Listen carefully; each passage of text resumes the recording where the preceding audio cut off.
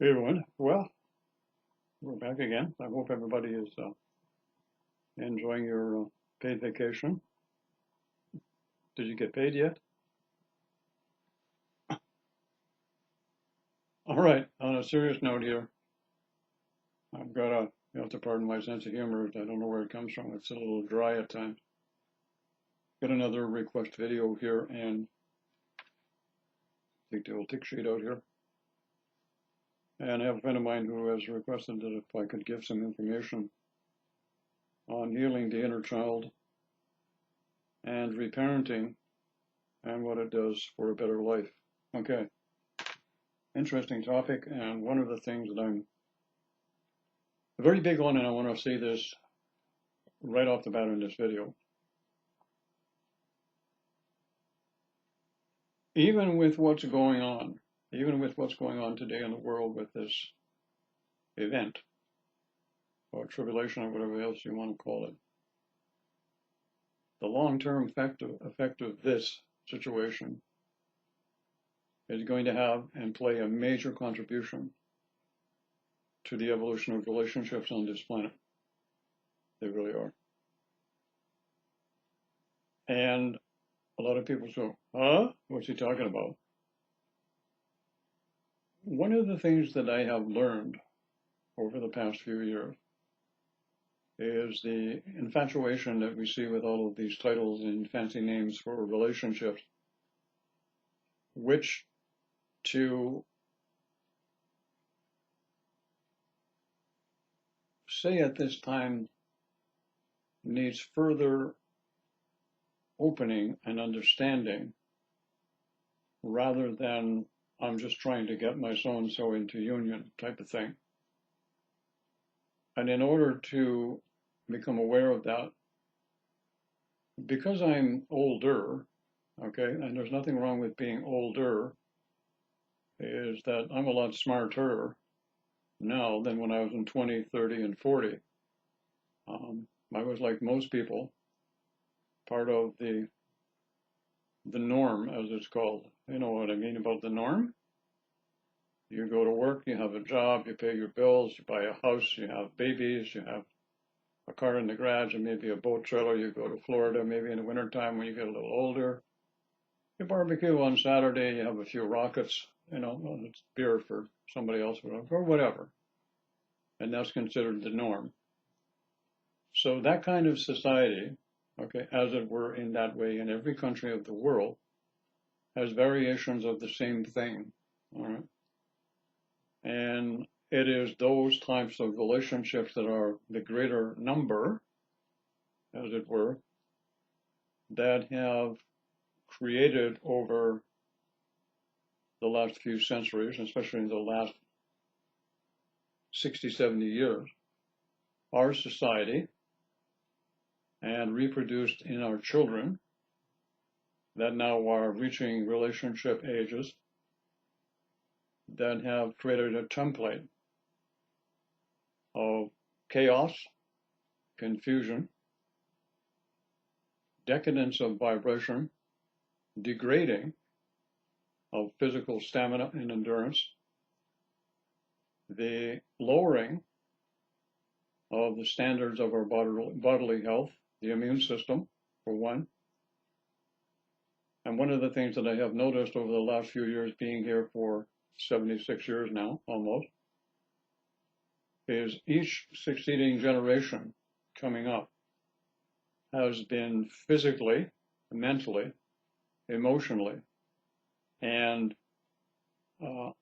with the health of the situation being lower. Yes, there's always been people who have had a very high standard of health, but I'm talking about overall the majority. And what has happened is now the children coming into the world are showing all kinds of signs of the influences of our science, of our society, and our parentings, and are coming together and producing children. You're seeing more and more of it. One of the things that I have discovered in doing counseling with people is I have discovered in many, many cases, it's not every case, but I'm going to say the larger majority, that when I found they have some kind of a problem or an issue going on in a relationship, or some kind of physical issue or condition that's manifested, or some kind of mental condition that's manifested in any way, shape, or form, I have found that the point of origin, in 99% of these cases originated when they were going through the time of puberty. Puberty, physical puberty, begins on average, I think, in children nowadays at 8, 9, or whatever, okay? When I was going through puberty, the average age was about 12 to 13. Now they're getting younger and younger. And what happens is when you're going through puberty, is when what some people call the subconscious, I really don't like that word, it's so sterile, okay? It's just had no oomph to it at all. Inner child, little boy, little girl, is much more appealing to me. It gives hope that there's something that can be done. Subconscious. You know, it sounds like a dead mackerel sitting on a windowsill in July in the heat kind of deal. So anyways, I discovered that at that particular point, the time of puberty is when people, youngsters, teenagers, begin to create, I'm going to underline that word, create their template that's going to be there for the rest of their life.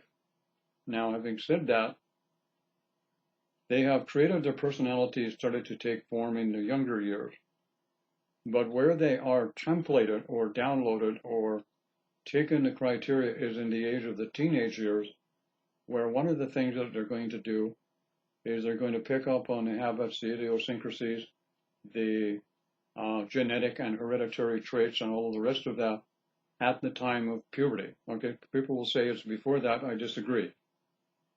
When I say they take on the traits of their genetic and hereditary traits, I'm talking about as a download, as it will be templated in the etheric body, which is a duplicate of the physical, and then into the sheath bodies, which are contained the energy template patterns, or the wiring, if you will, of all of this stuff. So to me, from my perspective and point of view, the time of puberty for a teenager is the most important phase in a person's life. Everything that's going to happen to them pretty much as they get older and older in life is already dictated to by the templating that's gone in during the time of puberty. All right. And I'm going to give you an example. Let us talk about sexual abuse. All right. And I want you to imagine, and some of you can relate to this, the feeling that a person might get in a teenage years, especially in the teenage years, when the consciousness of the individual going through it and the consciousness of the individual going through it and the little boy or the little girl that is the recipient of it are so close together, you're like a sponge. You suck everything in so easily and readily, and it makes an impression. Every one of you out there knows, okay, if you're past the teenage years, that a teenager having a pimple is a world crisis event. That's how important this phase of life is. Not only does it affect the physical body, it affects the emotional, the mental, and it also affects deeply what is called the etheric body, which is the duplicate. So what happens is if you have a reasonably good life where you don't have a lot of traumas, you don't have abuse, you don't have a parental influence environment that is not conducive to a well and balanced, stable upbringing, you have trauma after trauma, you have crisis after crisis, and what you end up with is you end up with someone who has a lot of issues that are going to come out in later life, and they're not all going to be mental and emotional. A good part of them are going to be physical. And what we're seeing right now with the event taking place is we're seeing people who have become physically deficient They may think they're in good. We have this thing right now that people will say, well, people are generally in good health. No, they're not in good health at all, and they haven't been for years. They've been under so much stress, so much uh, input of information that what they're living is not normal. To live the lives that most of the people on the planet right now who are on vacation and haven't got paid yet, okay, is not normal. That was never the way it was intended to be. So all of this pressure that is now being and coming out is directly related to the situation of going through puberty. So what's happened is this, is how can one correct this? I'm going to use myself as an example here because I think it's a story I've mentioned a few times. I'm going to repeat some of it again. But during my teenage years, I was at the age of 11, 11, my mother decided she needed to have a change of scenery, and she left with no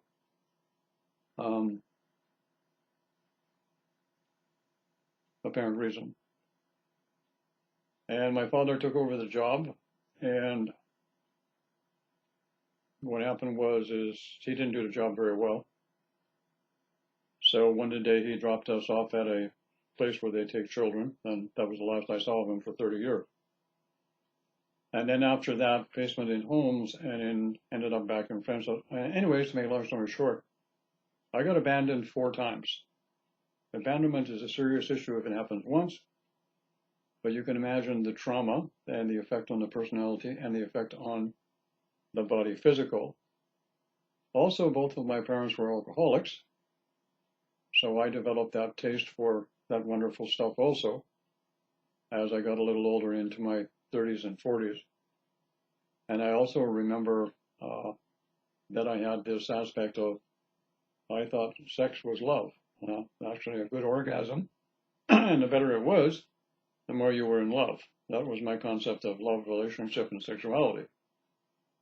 And so on and so on and so on. So what happened was, by the time I was 30-ish, I was normal. You see, had a good job, and I had all the toys that the boys want, the boat, the motor, the nice car in the driveway. Hey, go fishing on the weekends, go hunting in the fall. I'm having a ball, or so I thought. And then one day I found myself in a situation where I've been married for 11 years, and I had the house and everything else went along with it. Woke up one morning and I'm saying to myself, as many people are probably going to say to themselves, sitting in the living room, and I'm thinking to myself, this is it? This is it for the rest of my life? I go to work, I come home, I got a house, I get older, I pay taxes because they tell me I have to, it's my duty. And I got to the point where I was saying to myself, well, I'm tired of people taking my money, the government they take my money, and then the bank takes more of my money. I don't got much money left for me. What am I working for? I'm not working for me, I'm working for everybody else, and they leave me peanuts. So I decided it was time to make some changes, but I didn't know how. So what I did is I went and I started looking at workshops, spiritual type things and all that kind of stuff. And I decided to go to a couple of what they called inner child workshops. Well, that was exciting. And I don't think they've changed all that much, to be quite honest with you. Got in there and they're telling me, well, you got to work at this, Mel, and you got to work at that. And you got to take this program here and you got to take that program there. And I'm saying to myself, geez, this sounds like what I was doing before. Work, more work. And I said to myself, I know I got issues and I got problems, I got things I need to correct in myself.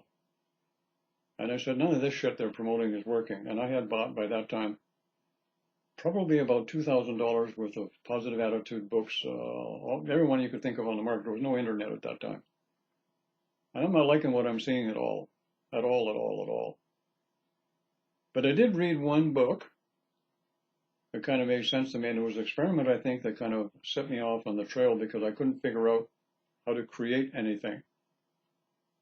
So I read this book, and the book said that, if you want to kind of get into the creative mode, here's the way that you can get the process started.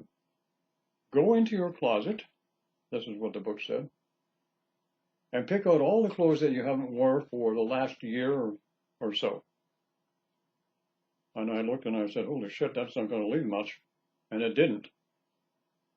By the time I sorted it all out, left about 3 sweaters, 2 shirts, 2 pairs of pants, and a pair of shoes. And it was all in 6 inches of my closet. And the book says, now, watch how quickly it fills up with clothes again and you don't even notice it. And I said, well, this is the most ridiculous thing I've ever heard. But I did it. And you know what? 4 months later, I looked in the closet, and the closet was almost full again, and I had a whole pile of brand new clothes. I have no idea where they came from. They just appeared by magic. No, they didn't appear by magic because now I was motivated. I had a purpose, I had a focus, I had a direction. And I was also doing something else that I finally figured out later on. Is I had reached my little boy inside. And my little boy inside, I will tell you, had not been having a lot of fun over the years, especially when I was a teenager. So what that book did was discovered a great secret for me. That if you want to know where you're at and what you got going for you, you got to go within. But here's the key. You got to have fun doing it, or it don't work. I never forgot that lesson. So what I did was, when I went to the inner child workshop and I didn't like what they were doing, you got to work at this and work at that, and I'm saying to myself, you know what, Mel, there's got to be a better way here to do this. Because one thing I know, folks, one thing I know, if you're coming to me and I'm going to teach you my inner child exercises that I've created, all right, and I tell you you're going to have to work at this, and you're going to have to work at this, you're going to have to work at that, you know what you're going to say? You're going to say, so screw you, Jack, I don't want to do this. Because you know what? Adults are no different than kids. All we want to do is have fun. But here's the other problem. The other problem is we have been hogwashed, brainwashed, and conditioned to think that in order to have fun, we have to go externally. Netflix, to the movies, we have to go to a super concert, we have to go to Barbados, we have to go to Cancun, or wherever the hell we go. That's what we've been conditioned to think. That in order for us to have fun, we have to go somewhere and do something with somebody else. Wrong. That's conditioning. That's programming. That's manipulation. That's not normal. But that's what you think it is because that's what you've been trained and brained and clone-washed to do. So the situation you're in now on a paid vacation with no pay, yet, for some of you, is you get a chance to do something you rarely get to do on a continual basis. Think. Anyway, so I sat down one day and I decided I didn't like what was going on. So I'm going to create for myself a couple of exercises that I can do that are fun, but they work directly with my personality. And here's the other thing that I did. I did an inventory. AA does this all of the time. I actually went there for a while, check out, see what they got going for them. Got some good stuff, but didn't go far enough for me. So I created more stuff. So I sat down and I created some exercises. There were only 3 of them. And they were created for me, and they were basically a combination of meditation and visualization exercises. And I made them with this commodity. That I realized that my parents were not great at parenting. Matter of fact, they sucked at it. And there's a lot of parents out there who suck at parenting. And that's because their parents sucked at parenting, and so on and so on and so on. So you can't really blame your parents. They're just the recipient of the system.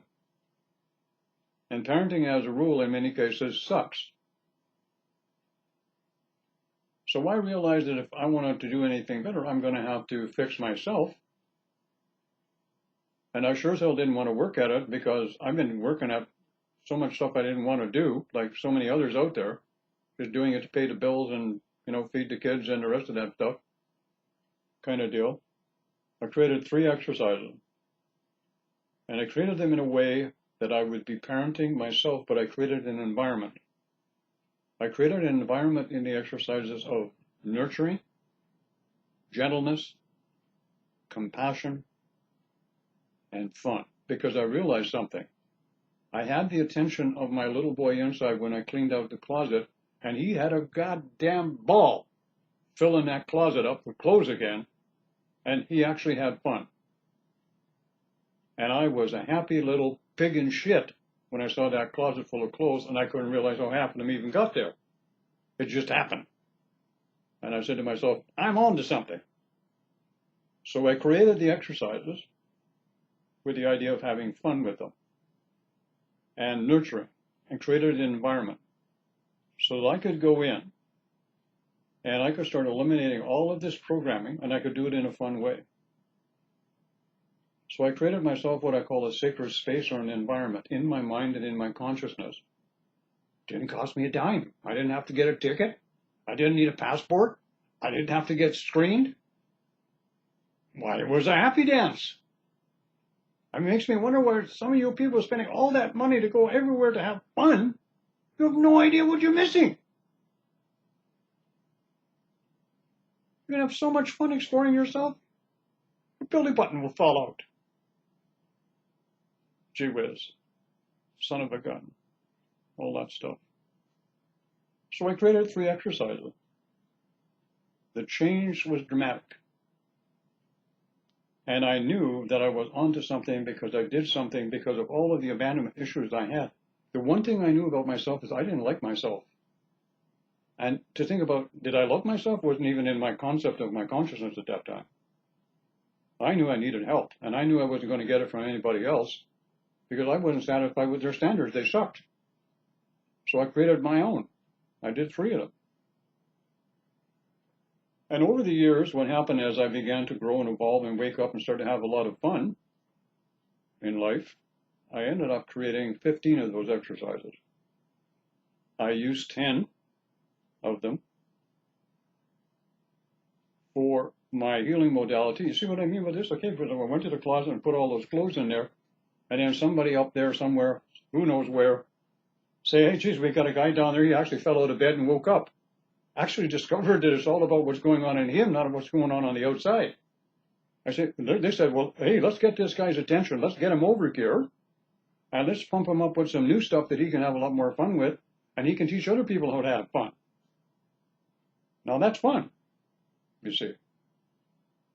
So I realized something along the way.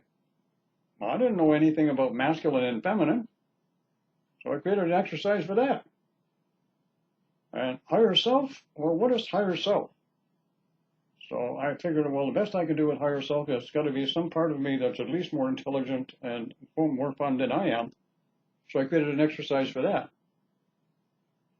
And then I took a really daring step. I figure I'm living in this body right here on the planet, and all I know about it is how it looks on the outside and how I would like it to look to everybody else. I haven't got a friggin' clue what's going on the inside. Nothing. Except when I fall out of bed and stub my toe, or get drunk and fall on the floor and bang my head, then I'm in pain, so I got to get somebody to look at it, type deal. So I discovered and created another exercise to explore the energy flow, the chakra system, and everything that goes on inside my body. And I'm having a hell of a pile of fun doing it. And I'm looking around at other people and they're going, they're doing all these crazy things. They're spending all this money going through the planet in different places and everything else. And I got to tell you this story because it's funny, because just for the hell of it, and this is a while back when I was in a relationship with a very nice lady. And what happened was she wanted to go to Colombia. It's going to be a long video, so, get your whatever you need. And I said, okay, what the hell, I'll do it once. I've never gone anywhere in the world. Okay, never. So I decided I'm going to go on a vacation. We're going to go on a two-week vacation to Cartagena, Colombia. Some of you may have heard of it. Okay. Well, we went there, and it was warm. I can say that much. And they got big cockroaches there. They're big, man. I mean, I saw one running around in a little garden in the back, and I said, what is that, a small dog? And she said, no, that's a cockroach. I said, holy shit, never mind, I'm not going to come out here and fall down because they're going to eat you.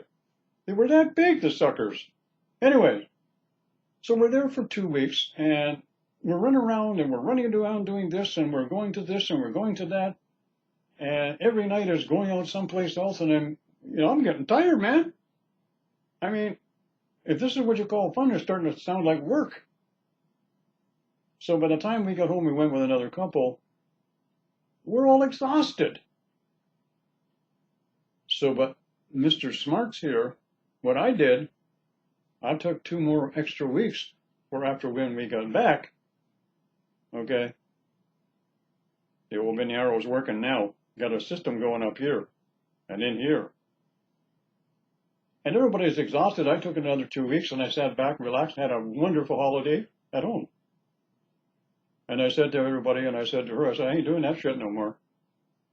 I said, if you think that I'm going to go someplace else, run around and got to see all the things I've got to see kind of thing, and be exhausted every night, have the shits for 3 days when we get there and 4 more when I get back, if that's what you call fun, then I'm on the wrong planet. So I didn't do that anymore. After that, every time I had holidays, I stayed home and had a divine vacation. Getting up it whenever I felt like it, eating when I felt like it, and doing whatever I want, when I felt like it, and getting paid at the same time. Now, isn't that fun? Some people say, no, that's not my idea of fun. Well, that's your problem, okay?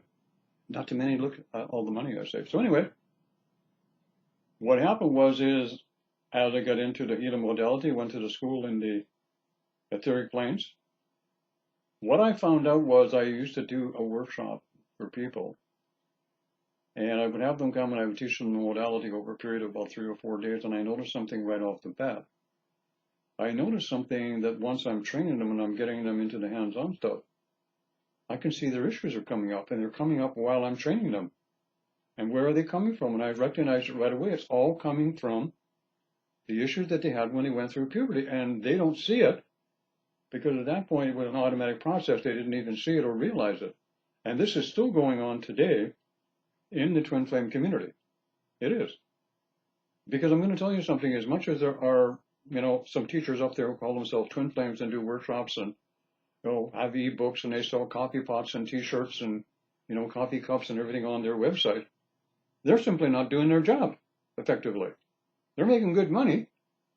And here I am, I'm doing this and putting up YouTube videos for free and doing workshop material. Hell, I can't even get people to donate. So, which reminds me, if you feel inclined, okay, at the end of the video, there is a donation button down there. And I think really at this particular point, I've helped so many of you. And you come back time after time after time, you comment how I've helped you, saved your life. You got me out of this jam or that jam. Wouldn't it be nice right now to go down and hit the donation button at the end? Hey, all it's going to take is $2, $5. I don't need a big donation. Hey, couple of bucks, $5, it's all it takes. Hey, 100 of you do that out of 26,000? Well, we've got a miracle happening, right? Somebody actually appreciate what the Melbourneators are doing. Anyways, to continue on. So anyways, what happened is as this continued on, I created this exercise series that I had created for myself, and I dug them out, put them together in a program for my practitioners, and started working with them, and I found out that they had issues with puberty, but I taught them how to be happy. And right now, on our Meridian Energetics website, meridianenergetics.com, you can find, really, a whole pile of crackerjack people who are certified to teach those inner child exercise to you. And I highly recommend you consider them or me to do it. Because they're the best of the best. I handpicked them. Because you know what I do? I don't take everybody that wants to pay me like others will. I take and pick only the best of the best. They are the cream de la cream. Because I'm a fussy mother. I only want the very best to give you the very best. And they are the best. Because I trained them to be that. Because I trained myself to be that. So at this particular point, when you're doing this, remember you're parenting yourself and you are parenting your future down the road. And the idea here is this is when you're doing these particular things and you are working with the inner child, remember this. You must have fun doing it. You must learn how to love yourself within. Another thing that I did in between here also is I took a period of time. I don't imagine most of you can do that now because, well, you're on a paid holiday without getting paid. But what I did was I took a year off. Okay, basically, I had a job at the particular point in time and I was just getting involved in doing spiritual work. And I was on my own and I decided I'm not going to do any dating. I'm not going to do any socializing. I'm going to do a hermitage. And I wanted to do something that was very important to me. And I think everybody needs to do this and be bare bones honest with yourself. Doesn't matter where you are in life right now or what the situation is. Do an inventory. Do that inventory and be merciless with yourself. Here's the problem that I see with a lot of people. Everyone can point out their good points readily and easily. But they have difficulty saying and looking at things that they don't like about themselves, or they know that's there, but they don't want to do anything about it. And for me, I see that differently. All I ever see is when someone points out to me, well, Mel, I don't like you because you're like this. I'll take a look at it. All right? And I'll say, is what they're saying have any validation at all? And I'll go and take a look at it. And I don't feel bad or I don't feel guilty and I don't feel afraid. Because I'll tell you something, everything that you find in a positive list and a negative list, put the positive aside. Take a look at the negative and look at it this way and say, look at all these golden nuggets just waiting to change and express. Look at all this crappy aspect of myself. How much potential is there if I do something? And what are you going to do to be able to get all of that latent potential sitting in shit form, attitude form, ego form, okay, narcissist form? What do I do to get that stuff into gold? You learn to love, nurture, be patient, compassionate with self. And the only way you can do that is spend time with self. Now, I'm not talking about meditation. I'm talking about contemplation. Meditation and contemplation is two different things. Somebody says, oh, now you're going to start talking about contemplation? Yes, I am. This is called using your head for something besides a hat rack. Okay? Contemplation simply means you go someplace that's quiet. If you got to go to the outside back house if you have to. Sit down, shut up, don't try to meditate, contemplate. Contemplation can be done with the intellectual and analytical aspect of the mind. Take a look in that fashion at the parts and parcels that you don't like about yourself. And then go through them, if you've done your inventory, and you'll see all of your idiots, okay? Because that part of yourself that's acting like an idiot or doing this or doing that was formulated during puberty. It is full of resentment, it's full of angerness, and it's full of bitterness, and it just wants to love. It just wants to experience something that's compassionate and gentle and nurturing and fun. So you take a look at it and you start having fun. You say to yourself, hey, you, look at this. You know, I mean, you've got a really funky thing going on here and you're really doing it to yourself. Why don't we kick this thing around a little bit, have a little fun here and change it around and use it on the positive side kind of deal. And then what you do is you do this as you're contemplating this. You say to the little boy, little girl inside while you're contemplating, okay, this is not an exercise now, this is contemplating different. You say to her or him, let's make a deal. And a little boy and a little girl inside are going to say, what do you mean, let's make a deal? You're going to have this two-way conversation going on. We're going to make a deal. And you can say, if you do this, I'll do that. And so on. You make a deal. So you're negotiating. Heard that word before? You heard me use that word? You're negotiating with yourself. How the hell can you learn how to negotiate with anybody else? You can't negotiate with yourself. Can you dig it? Anyone catching on where I'm going here? Somebody must have clicked already. So you negotiate. Well, then you get into a little tiff with yourself. You know, you're kind of hewing and hawing back about, oh, this is just not going to work and whatever else kind of deal. And then finally, after you negotiate a little bit and you feel the energy kind of shift and change, I'll be damned. All of a sudden, you're there with your little boy and your little girl, and you're communicating, and it's flying, man. You got it working. You're working it. Navigate. Communicate. Where have you heard those words before? And this is all fun because you learn how to work with a little boy and a little girl. Like inner child is getting healed, man. Getting healed. Getting better now. So then you kind of get to a point one day and you're contemplating and communicating and navigating. And your little boy and your little girl just reaches a point of total stubbornness and just will not let it go. Got a real attitude towards someone and just don't want to let it go because that person did a really nasty thing to you. And you said to your little boy or little girl, look, communication again. I'm not trying to convince you to let it all go or forgive that person. I'm just trying to convince you to be happy. So that we can be happy, so that we can communicate, so that we can navigate and negotiate.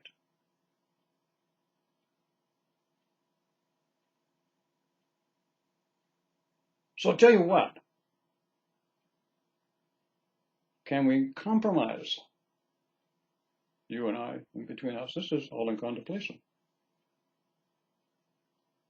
Can we compromise?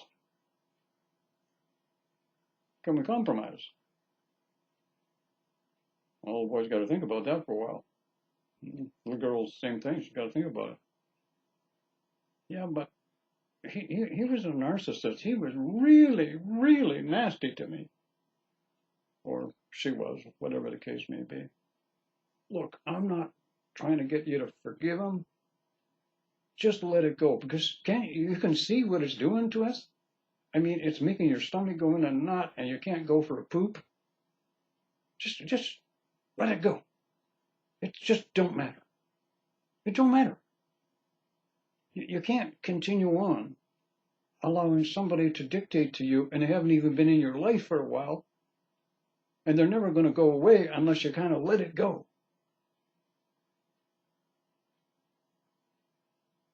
Okay, I can do that.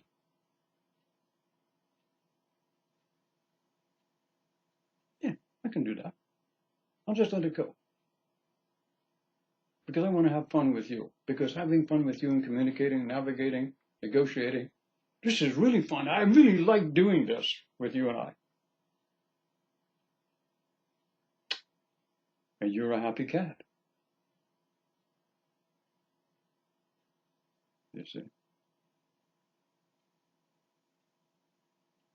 So guess what happens now? Now you've completely changed. You've taken a look at the wonderful asset that you truly are as an individual. You have discovered fun, excitement, that you are sitting, literally, or standing on a veritable gold mine of potential, just waiting, frothing at the bit to bust forth and blossom. And all you have to do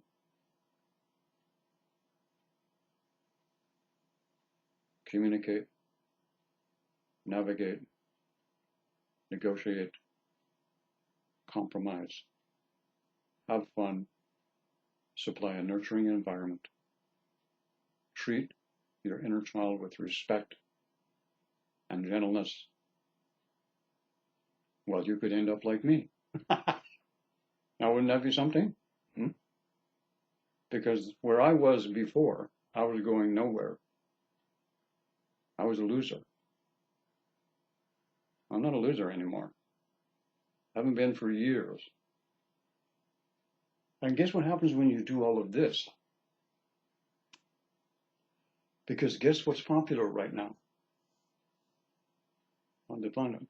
Relationships is the thing. You got an old pal of twin flames up on YouTube telling you how to get into union. How to do it with your twin flame. Well, you know what, peeps? You can't do it with a twin flame, a soulmate, a divine partner, unless you first of all do it with yourself. And I just told you how. That's the nice guy that I am. And you didn't even have to pay for a workshop to get it. Now you understand when I say, you can't heal your twin flame. You can't heal, and neither can anybody else tell you that you can heal your twin flame. All you can do is heal yourself by having fun and loving yourself, and then you don't have to go through this separation shit and all of the crap that you're having to go through with your twin flames at this particular point in time. And we don't need to have thousands and thousands of you sitting in twin flames groups where you're being controlled and manipulated by the people that created it for their purpose of grandeur.